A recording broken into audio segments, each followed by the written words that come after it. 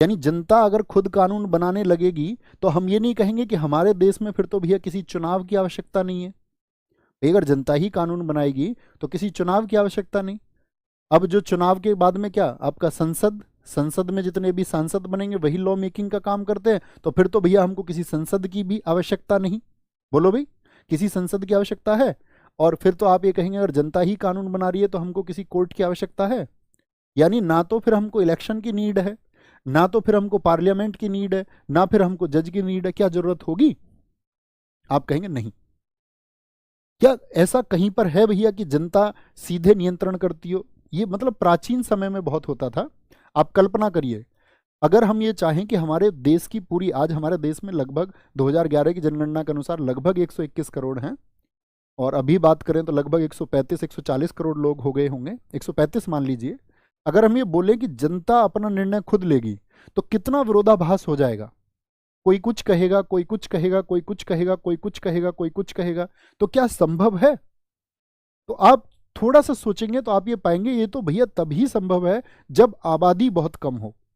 यानी प्राचीन समय में क्या होता था, जब सरकारें नहीं होती थी, जैसे किसी गांव में, जैसे किसी गांव में आप देखोगे वहां पर कुछ लोग होते थे और कुछ लोग बोलते थे भाई एक काम करते हैं, हमें इस कानून की जरूरत है, और साल में वो लोग एक बार बैठते थे, चार लोग साल में एक बार बैठते थे और वो ये कहते थे कि भाई हमको किसी कानून की आवश्यकता है। तो जाहिर सी बात है ना कि चार लोगों की आपस में सहमति विचार विमर्श हो जाते होंगे। तो क्या 135 करोड़ लोगों का संवाद हो पाना संभव है? आप कहेंगे नहीं भैया संभव नहीं है। तो इसका अर्थ क्या हुआ? इसका थोड़ा सा अर्थ ये हुआ कि प्रत्यक्ष लोकतंत्र सिर्फ थोड़ी सी जो जनसंख्या है उस पर लागू किया जा सकता है। जैसे इसका बहुत अच्छा एक उदाहरण है यूनान का पोलिस शहर, वहां पर प्रत्यक्ष लोकतंत्र का सबसे प्राचीन उदाहरण मिलता है, यूनान का पोलिस शहर। जैसे आज की मैं बात करूं भैया, क्या आज भी कहीं दुनिया में है ये?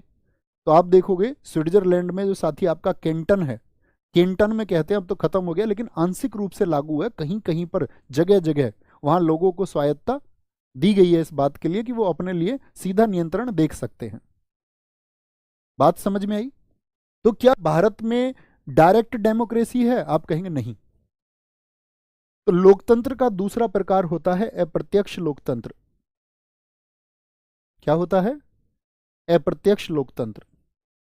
और अप्रत्यक्ष लोकतंत्र का मतलब होता है, जिसको हम अगर और दूसरे शब्दों में बोलें तो प्रतिनिधि मूलक भी बोल सकते हैं, प्रतिनिधि मूलक लोकतंत्र।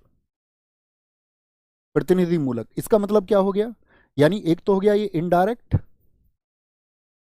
इनडायरेक्ट, और दूसरा हो गया ये प्रतिनिधि मूलक यानी कि रिप्रेजेंटेटिव डेमोक्रेसी होगी एक, रिप्रेजेंटेटिव डेमोक्रेसी ये आपका हो गई। इसमें क्या होगा? इसमें क्या होगा? जनता द्वारा चुने गए प्रतिनिधि। क्या हमारे देश में ऐसा ही होता है? जनता द्वारा चुने प्रतिनिधि क्या करते हैं इसमें? शासन को चलाएंगे। तो आप कह सकते हैं बिल्कुल भैया हमारे यहाँ पर यही होता है। संसद या राज्य में विधानमंडल कानून बनाने का काम करता है, यानी कि सेंटर में तो पार्लियामेंट है और स्टेट में आपका क्या है? स्टेट में हमारा जो लेजिस्लेचर है वो इसको बनाने का जो काम करता है वो जनता के द्वारा ही चुने गए प्रतिनिधि होते हैं। तो क्या भारत में, आपसे मैं कभी भी पूछूंगा भारत में प्रत्यक्ष लोकतंत्र है कि अप्रत्यक्ष लोकतंत्र है, तो आप कहेंगे भैया भारत में जो आपका अप्रत्यक्ष लोकतंत्र है। ठीक है, अप्रत्यक्ष लोकतंत्र है। लेकिन बात यहीं पर पूरी नहीं हो जाती। लोकतंत्र को मुख्यतः दो बातों में हम बांटते हैं, प्रत्यक्ष जहां जनता सीधे शासन करेगी, और अप्रत्यक्ष जहां जनता द्वारा चुने गए प्रतिनिधि शासन करेंगे। अप्रत्यक्ष लोकतंत्र भी दो प्रकार का होता है और भारत की कैटेगरी तब और साफ बन पाएगी। लिखिए, अप्रत्यक्ष लोकतंत्र यानी कि जो प्रतिनिधि मूलक भी जिसको हमने कहा रिप्रेजेंटेटिव डेमोक्रेसी, या इनडायरेक्ट अप्रत्यक्ष यानी कि इनडायरेक्ट डेमोक्रेसी भी जिसको हमने कहा। ये भैया साफ दिख रहा है? एक बार थम्स अप करके बताएं। ऐसा तो नहीं लग रहा कि बहुत छोटा लिखा हुआ है? साफ देख पा रहे हैं आप इसको? एक बच्चा कह रहा है सिमरन जी कहाँ चली गई। बेटा सिमरन जी तो जहां जाएंगी वहां जाएंगी ही। कल सचिन सर ने एक बड़ी अच्छी बात सिखाई बच्चों को। आशिक का जनाजा निकला वेरी जोर शोर। आशिक का जनाजा निकला वेरी जोर शोर, महबूबा झांक रही थी फ्रॉम द डोर। वो जिसको आप ढूंढ रहे थे, जिसके चक्कर में आपने अपनी जवानी बर्बाद कर दी। आशिक का जनाजा निकल रहा था, जनाजा समझ रहे हो, लास्ट हो गया, खत्म हो गया सब कुछ। आशिक का जनाजा निकल रहा था जोर शोर, महबूबा झांक रही थी फ्रॉम द डोर। और महबूबा ने झांक करके बोला, मर गया, रिक्त स्थान तुम पूरा कर लो। चोर, खोर, कुछ भी लगा लो, ठीक है। तो ज़्यादा चक्कर में नहीं पड़ना, नहीं तो वो भी गेट झांक के, जब आप अपना सब कुछ बर्बाद कर चुके होंगे, तो गेट खोल के वो भी यही कहेंगी। यहाँ आए वापस। तो अप्रत्यक्ष लोकतंत्र, इनडायरेक्ट डेमोक्रेसी किसको कहते हैं? इनडायरेक्ट डेमोक्रेसी अभी बताया, जनता, बोले क्या होगा, जनता यहां पर सीधे नियंत्रण करेगी? नहीं भैया, इसके दो प्रकार होते हैं इनडायरेक्ट डेमोक्रेसी के, और उन दो प्रकारों में एक होता है संसदीय लोकतंत्र। आपने पढ़ा भी, हमने अपना संसदीय लोकतंत्र को कहां से लिया है, किस देश से लिया है हमने संसदीय लोकतंत्र को? इतना ही मजाक, ठीक है, वापस आ जाए। और दूसरा होता है आपका अध्यक्षात्मक, अध्यक्षात्मक लोकतंत्र।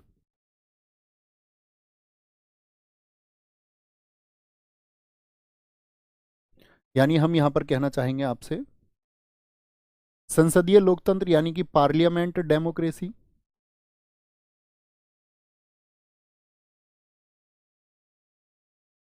और दूसरी कौन सी होगी, अध्यक्षात्मक यानी कि प्रेसिडेंटियल, प्रेसिडेंटियल डेमोक्रेसी।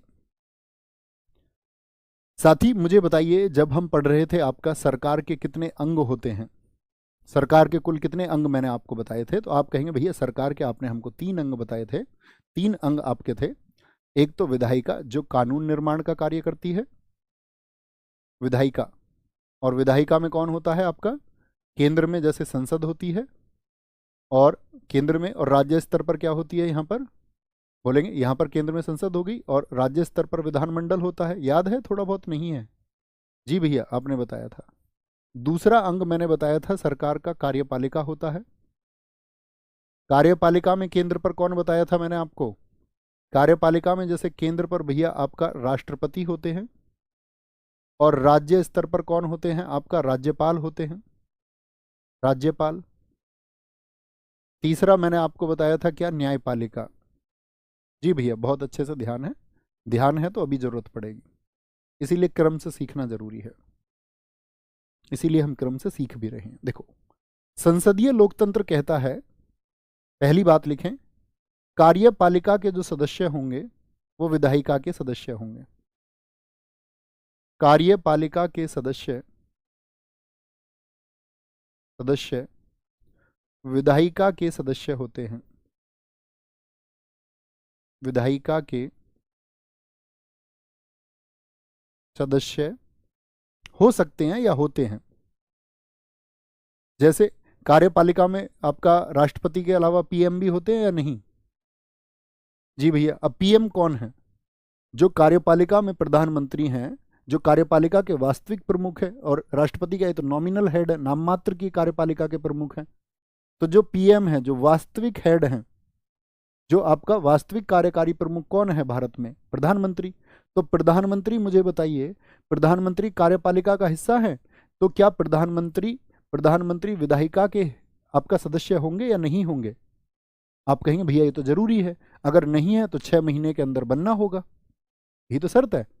आप किसी भी व्यक्ति को हम ये कह सकते हैं कि ये प्रधानमंत्री होंगे, वो किसी भी सदन के सदस्य ना हो, चाहे लोकसभा ना राज्यसभा, लेकिन 6 महीने के अंदर तो उनको हिस्सा होना पड़ेगा, या तो लोकसभा का या राज्यसभा का। लेकिन जो अध्यक्षात्मक लोकतंत्र होता है, इसमें यह शर्त नहीं होती। जैसे संसदीय लोकतंत्र में आप समझ गए कि ये तो हमारे भारत में होता है, भारत में होता है कि कार्यपालिका के सदस्य विधायिका के सदस्य होंगे। क्या बोला इसने? द मेंबर्स ऑफ एग्जीक्यूटिव, लिखिए इंग्लिश वाले बच्चे, the members of executive will be the member of legislature, will be the member of legislature. लेकिन ये उदाहरण है आपका यूएस से, यहां पर ये बात नहीं होती है। जी भैया, ये क्या बात हुई? भाई हमारे यहाँ कार्यपालिका में राष्ट्रपति हैं, पीएम है, पीएम के साथ में आपका, मैंने आपको बताया था, मिनिस्टर्स ऑफ काउंसिल है, मंत्री परिषद। मंत्री कौन आदमी बनता है हमारे यहाँ पर? मंत्री वही तो बनेगा जो आपका सांसद होगा, हाँ या ना? और अगर किसी को, व्यक्ति को, जर्नल साधारण व्यक्ति को मंत्री बना दिया तो 6 महीने के अंदर उसको कहीं ना कहीं से सदस्य बनवाना पड़ेगा, कोई सीट खाली करवानी पड़ेगी, कहीं उपचुनाव करवाने पड़ेंगे, या चुन करके उसको राज्यसभा भेजना पड़ेगा। ये राष्ट्रपति द्वारा चुने गए 12 लोगों में से एक होगा, अगर वो मतलब विशेष व्यक्ति है तो आपने कहा हाँ। लेकिन अमेरिका में ऐसा नहीं है। अमेरिका में साथी जो आपका मंत्री बनेगा ना, वो विधायिका का सदस्य नहीं होना चाहिए। यानी मंत्री कहां से होंगे फिर? मंत्री बाहर से चुने जाते हैं, जो लेजिस्लेचर का, जिन लोगों को मतलब वोट के द्वारा नहीं चुना जाता है, तो बाहर से मंत्री लिए जाते हैं। कभी भी विधायिका के सदस्य यूएसए में नहीं होते हैं।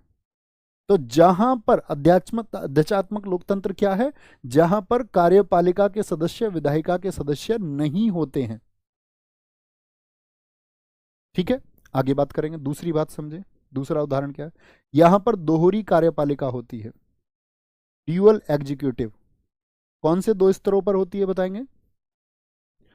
ड्यूअल एग्जीक्यूटिव का क्या मीनिंग है?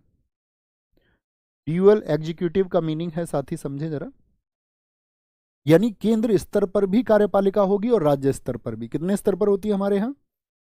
केंद्र स्तर पर। केंद्र स्तर पर प्रमुख कौन होते हैं कार्यपालिका के? राष्ट्रपति। और प्रांत स्तर यानी कि राज्य स्तर पर कौन प्रमुख होते हैं? राज्यपाल होते हैं। लेकिन यहां पर सिंगल एग्जीक्यूटिव होती है, लिख लीजिए, एकल। यहां पर एकल कार्यपालिका होती है और एकल कार्यपालिका के प्रमुख कौन होते हैं? वहां पर राष्ट्रपति होते हैं, राष्ट्रपति। तीसरी बात, तीसरी बात है, कार्यपालिका विधायिका के प्रति उत्तरदायी होती है। लिख रहे हैं? एक बार मुझे बताओ, विधायिका के प्रति क्या होती है? उत्तरदायी होती है। इंग्लिश वाले बच्चे लिखें,